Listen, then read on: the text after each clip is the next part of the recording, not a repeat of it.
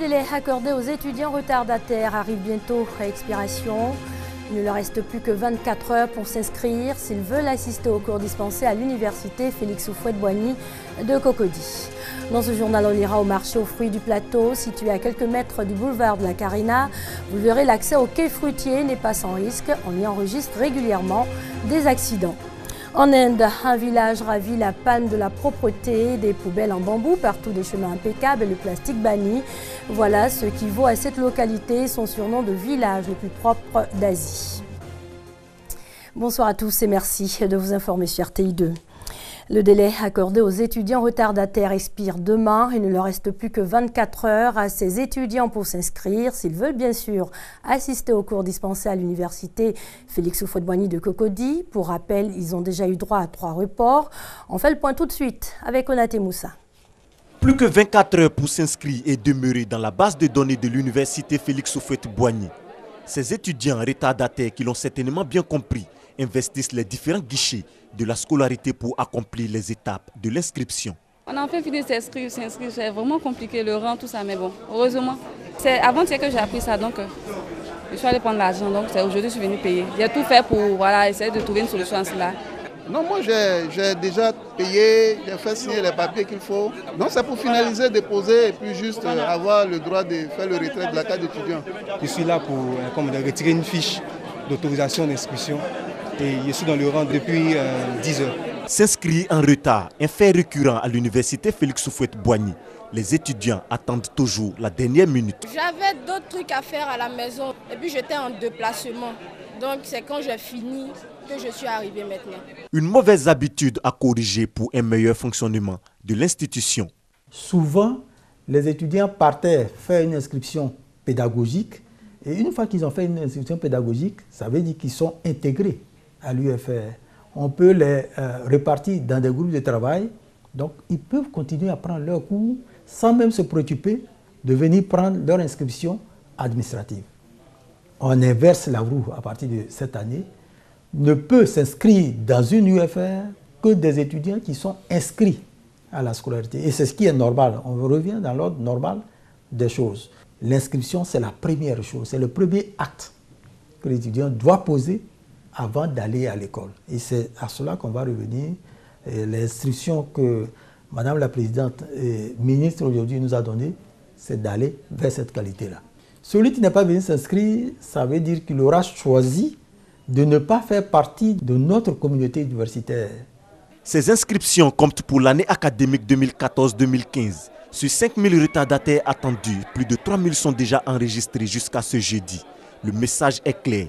Les étudiants ont jusqu'au vendredi 22 janvier pour finaliser leur inscription et figurer dans l'effectif de l'université Félix Houphouët-Boigny. Le COGES a 20 ans, un anniversaire qui va être célébré dans 3 mois au centre pilote de Port-Bouët. Ce sera l'occasion pour les comités de gestion des établissements scolaires de dresser le bilan de leur implication dans la gestion du système éducatif ivoirien. Créé en 1995 pour mettre en place les conditions des meilleurs fonctionnements des établissements scolaires, les comités de gestion des établissements scolaires COGES ont 20 ans. Un partenariat parent-école qui n'est pas toujours tranquille. La communication ne passe pas correctement entre les parents d'élèves et ceux qui gèrent la COGES. Une réalité reconnue par le président national des COGES, mais qui selon lui s'explique. Quand on convoque les âgés, vous n'avez pas le temps d'aller et vous envoyer la servante qui vous représente et qui ne vous rend pas compte. À l'occasion des 20 ans d'existence de l'organisation, le bilan est jugé positif. Globalement, les fonctionnements et la mise en place des COGES dans l'établissement constituent vraiment une bouchée d'oxygénation pour nos établissements. Un bilan soutenu par la tutelle, Kandia Camara, à l'occasion du lancement des festivités marquant les 20 ans des COGES, exhorte les comités à en faire plus. Célébrer les 20 ans des COGES, c'est signer un bail avec l'avenir. À ce stade de mon propos, je lance un appel pressant à une vigilance accrue des parents d'élèves et leur implication effective dans la lutte contre les grossesses et les violences en milieu scolaire. Plusieurs activités sont prévues dans le cadre de la célébration des 20 ans des COJES, dont un colloque qui se tient du 20 au 25 janvier à Yamoussoukro. On change de chapitre et pour ce faire, je vais vous conduire au marché aux fruits du plateau. Mais il faudra faire très attention. En effet, situé à quelques mètres du boulevard de la Carena, l'accès au quai fruitier n'est pas sans risque. On y enregistre régulièrement des accidents. Un reportage signé Doigt des Lasers. Marché fruitier de la commune du Plateau. Les commerçants et leurs clients sont exposés chaque jour aux accidents de circulation. Difficile de stationner ou de traverser la route pour s'acheter un fruit dans ce marché. Les raisons, manque de parking et la densité du trafic des véhicules. C'est très dangereux parce que ma grande soeur a eu un accident ici. Ça fait au moins 4 mois comme ça. Elle a garé le temps de descendre. Elle n'était même pas descendue encore. Il y a un camion qui est venu la frôler. Et puis prendre une autre dame dans sa voiture, elle est morte sur place. Où les femmes là sont assises, la voiture a laissé la route pour aller me prendre là-bas. 2014 là. J'étais dans le coma même. Il a été soigné près de 2 millions. La mairie nous a envoyé. Comment on va faire? C'est à cause de ça, après l'accident, je suis guérie maintenant, je commence à venir encore. Ce marché situé à 2 mètres du boulevard de la Carena ne dispose pas de feux tricolores ni de panneaux de signalisation. De graves accidents de circulation se produisent régulièrement à cet endroit. C'est un problème d'insécurité pour les commerçants. Le chauffeur de taxi même qui vient nous prendre, qui vient prendre nos clients là, et c'est eux qui tournent ici à chaque fois. Maintenant ici là, nous on voulait une barrière, nous voulons un feu. Parce que franchement ici les gens sont fatigués. À chaque fois il y a accident, nous-mêmes on est dans nos marchés. Même si on voit un petit bruit, tout le monde vient trouver qu'il y a un accident grave. La voiture de Koubel a laissé, c'est venu ramasser mes bagages ici, tout versé en bas. Voilà. Nos problèmes c'est ça.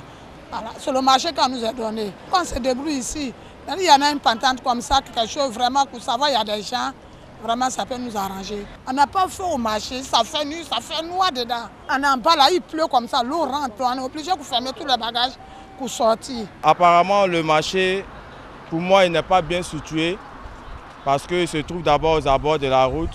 C'est dangereux pour la sécurité des commerçants qui sont là. Et comme il est dit que c'est un site provisoire, donc on espère que la municipalité du Plateau pourra trouver un autre endroit de recasement pour nos commerçants. Le marché fruitier du Plateau a été déporté sur ce site provisoire il y a environ 15 ans. La promesse de relocalisation reste sans issue. Selon les responsables de la mairie du Plateau, la commune manque d'espace. L'espace n'appartient pas à la mairie, l'espace appartient à la SIPF. Donc nous sommes en contrat.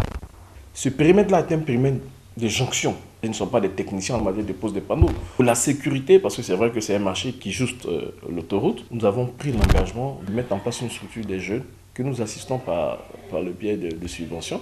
Toujours est-il que une fois qu'il y a l'autoroute en face d'un marché, il va de soi que c'est un danger potentiel. La solution n'est pas à nous, la solution c'est à l'État. Le jour où ces commerçants seront délocalisés, c'est le jour où la mairie construira un marché. En attendant que solution soit trouvée à leur situation, les commerçants du marché fruitier du Plateau et leurs visiteurs devront risquer leur vie pour la recette du jour. En images, un nouveau cas d'Ebola enregistré en Sierra Leone. L'Organisation mondiale de la santé a confirmé aujourd'hui la présence de ce deuxième cas. Il s'agit de la tante de l'étudiante de 22 ans qui avait succombé à Ebola le 12 janvier dernier. Pourtant, l'épidémie en Afrique de l'Ouest avait été déclarée le 14 janvier. Le ministère de la Santé en Sierra Leone procède depuis le 19 janvier à la vaccination de tous les cas contacts, les 109 placés en quarantaine et des personnes qui ont été en contact avec l'étudiante. Cette dernière a été enterrée par sa famille selon la coutume. Malheureusement, c'est à ce moment-là que les malades sont les plus contagieux. On part en Inde, où un village ravit la palme de la propreté à Mawlynnong. Les poubelles en bambou sont omniprésentes, les chemins impeccables et le plastique banni, ce qui vaut à cette localité son surnom de village le plus propre d'Asie. Regardez. Bienvenue dans le village le plus propre d'Asie. Le panneau le dit, le nombre de poubelles le confirme. Ici à Mawlynnong, dans le nord-est de l'Inde, les déchets n'ont pas droit de cité. Nos grands-parents et nos ancêtres nous ont appris comment nettoyer le village et les environs, parce que c'est sain pour nous. À l'origine de cette méticulosité acharnée, une épidémie de peste à la fin du 19e siècle qui a fait des millions de morts dans le pays. Face au fléau, des missionnaires chrétiens inculquent les principes d'hygiène de base aux villageois. Les pratiques sont restées.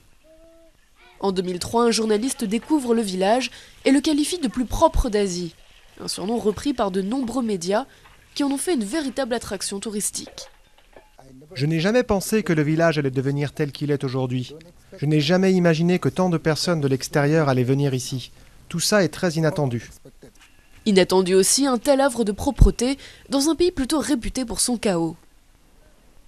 À Calcutta, ce n'est pas aussi civilisé. En tout cas, pas dans les villages. Donc je pense qu'il faudrait le faire à Calcutta ainsi que dans d'autres villes comme Bombay. Ces villes devraient vraiment suivre l'exemple.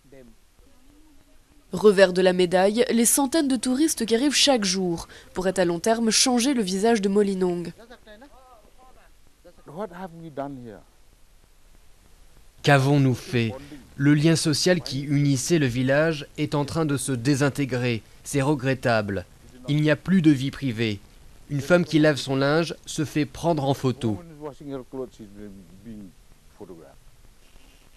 En accédant à la célébrité, le village a dû abandonner une partie de son mode de vie. Un sacrifice qui servira peut-être à quelque chose.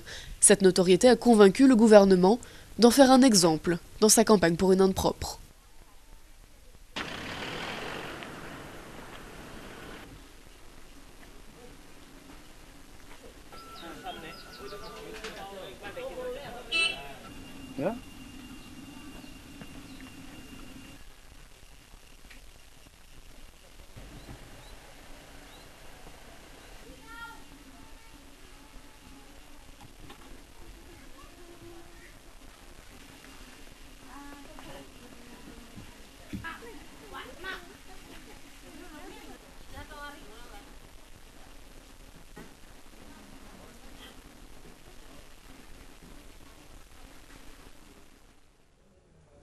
Voilà, c'est la fin de cette édition. Merci à vous de l'avoir suivi. Excellente soirée sur les antennes de l'RTI, la marque du service public.